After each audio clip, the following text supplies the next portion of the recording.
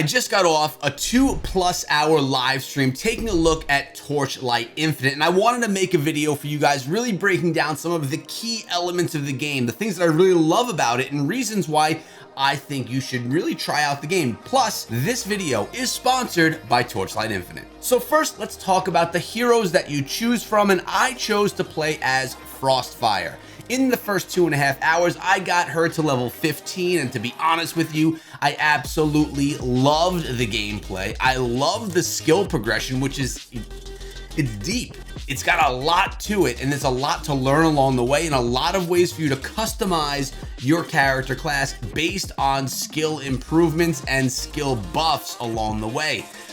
It's unlike any skill system I've really played before on mobile. It's one that I enjoy quite a bit. It's casual, it's progressive, but it's also easy to pick up, understand, play with, to see what you like and what you don't, and then to just literally set up a character that is based on a certain element. I chose fire, and I chose as many buffs for fire as I could get, and then I literally was out there melting everything with my fire. It was pretty incredible. Had a great time using Frostfire. But all right, you have the Berserker, and this is your barbarian rage style. If you like jumping around and beating on people and having a lot of DPS, Berserker's for you. Next up is the Divine Shot. If you like pistols, if you like long range, Divine Shot is gonna be for you. Some really nice skills associated with it, some great gameplay if that's the kind of gameplay you like. The Space-Time Witness is a mix of a wizard and a spiritual style character, a little bit of teleporting going on there as well. Again, I played this in the alpha, and it was really a lot of fun. If you're looking for something that's a little bit different that you may not have felt or really gotten into in other action RPGs in the past. And of course, Commander Moto. Commander Moto was one that I was going, it was either Frostfire or Commander Moto. Now, Commander Moto is a short little stumpy guy with a big beard, and he's essentially a summoner. Think of a necromancer, you know, summoning all of the dead.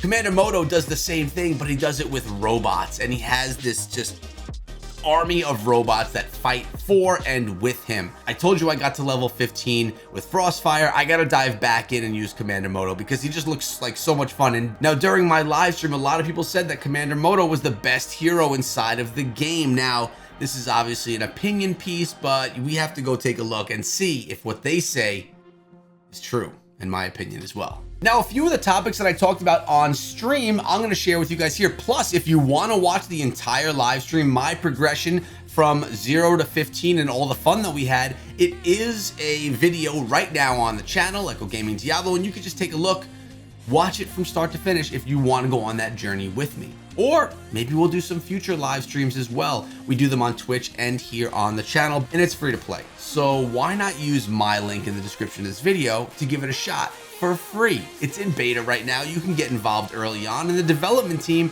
they're listening to the community. So if we have opinions, if we have ideas, if we have thoughts, it's still in development. Some of the changes that we feel as a community can actually be made inside of the game. Now, during my live stream, a couple of people were asking, is this a multiplayer game? And the answer as of right now is no, but elements are being put into the game already by Torchlight Infinite to progress it to being a multiplayer game, either when it releases or shortly after. So if you're looking for a multiplayer kind of game and you love the gameplay style here, but you want multiplayer, hold onto your hat. It should be coming soon. At least that's what we're hearing. And it's going to even make it enhanced even more. Again, good, solid mobile games with good, solid development teams will progress their games over time. They won't launch the game and forget it. They'll continuously update it, bring new features, bring updates, patches, new character classes, and really just push the game towards success over time. One of my favorite things besides the artwork and music in the game, because I do love the art, casual cartoon sketch style. It gave me a Borderlands vibe when I was playing, which, by the way, pro tip, is one of my favorite games of all time. It just gave me that feel, and I loved it. Very colorful. The music was fitting. When you went into a boss battle, you heard it. You got pumped up because you knew you were going into that battle. Or when you were by a stream, you heard the waterfall, or you would hear the crickets. It was just a really nice sounding game, which is not always the case when you're talking about a mobile game. Oh, by the way, I didn't even mention this to you guys. Torchlight Infinite is cross-play on PC and on mobile. That means You could play it on your PC from home, and then when you're out, you could play your same account, pick up your progression on the go on your mobile phone. This is the way of the future. This is what good mobile games are doing right now. They're making it so you could play on mobile or on PC, completely cross-play, and you're not going to lose any progression or any accounts. It's all in one place, but you could take it really any place. So since I went off tangent there a little bit, I was going towards what my favorite thing is in the game, and that is how you build out your character. You have the many different elements. You have ice, you have fire, you have electricity, and you could choose if you want to utilize all of those elements with the character that you build, or if you want to focus in on one. Now for me, with my Frostfire, I went, well, with the fire. Everything I did was fire. I wanted attack damage, I wanted fire damage, I wanted burn damage, I wanted extra fire damage, so that when I was going on the attack, now, I didn't invest much in armor, so I may have died a few times, but when I would attack with my skills or with my primary attack, it was all fire, and it was brutal, literally melting everything on the screen. That's only one of many ways you can build your characters. I could have gone completely with an ice theme, freezing everything, making everything just stagnant in time with that ice, damaging with the ice, freezing, but I went with the fire. Or you could do the same type of a thing with electricity, or of course, a hybrid of all three.